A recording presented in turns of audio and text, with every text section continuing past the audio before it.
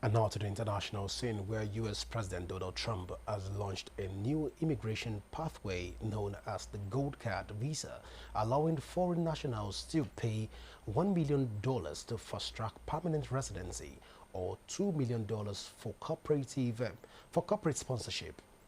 At a White House roundtable, Trump described the program as a very exciting and said it would deliver U.S. residency in record time.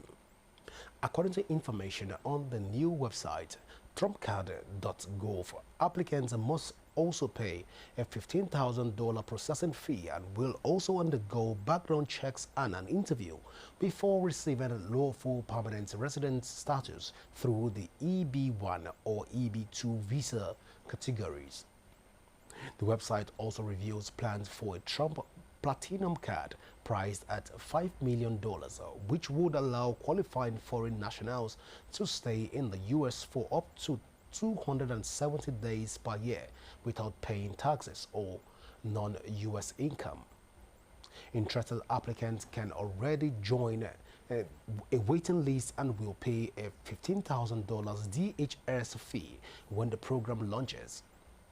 The platform notes that additional State Department fees may apply during the processing. And let's now take you to our foreign desk, where our foreign international correspondent is standing by to give us updates on the international scene.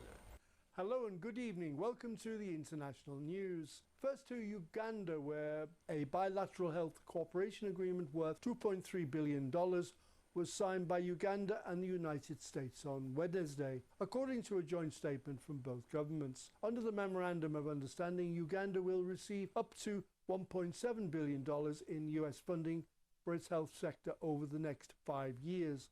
The funding is to support priority programs addressing HIV and AIDS, tuberculosis and malaria, along with investments in human resources and disease surveillance. In parallel, Uganda's government agreed to increase its own health expenditure by more than $500 million over the same period, aiming to gradually assume greater financial responsibility within the framework. The agreement is framed as part of the Trump administration's America First global health strategy, which seeks to bolster self-reliance in poorer nations in fighting infectious diseases. Officials describe the framework as a step towards developing a resilient health system capable of preventing the spread of both emerging and existing diseases. Kenya and Rwanda have reportedly signed similar pacts recently. Now to Morocco, where at least 22 people were killed and 16 injured when 2 4-story residential buildings collapsed in the Al Masira district of Fez, Morocco, early on Wednesday. State media reported, citing local officials.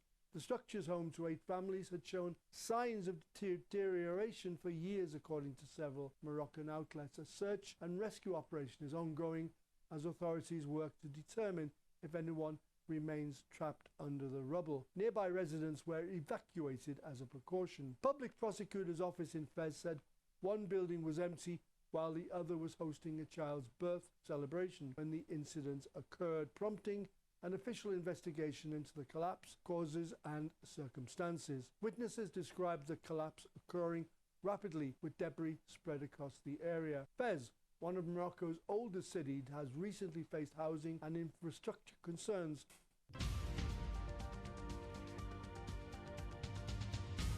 Last we look at Venezuela. A senior US official confirmed that American forces have seized a large crude tanker off the coast of Venezuela, a move described by President Donald Trump as the largest tanker seizure to date.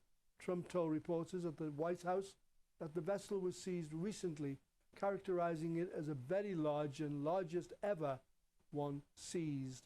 The administration had not released additional operational details. Attorney General Pam Bondi released a video of the seizure, describing the ship as a crude oil tanker used to transport sanctioned oil from Venezuela and Iran. Bondi emphasized that the action aligns with Washington's broader effort to pressure Nicolas Maduro's government over sanctions and illicit activities linked to narcotic trafficking. The move drew an immediate rebuke from Caracas, with officials accusing Washington of international piracy. Maduro, speaking in Caracas, earlier asserted that Venezuela would never become an oil colony.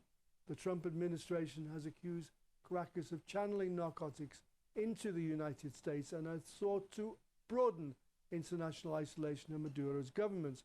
Venezuela, home to substantial oil reserves, has countered that Washington seeks to seize its resources. And thanks for being part of the news. I am Arthur James.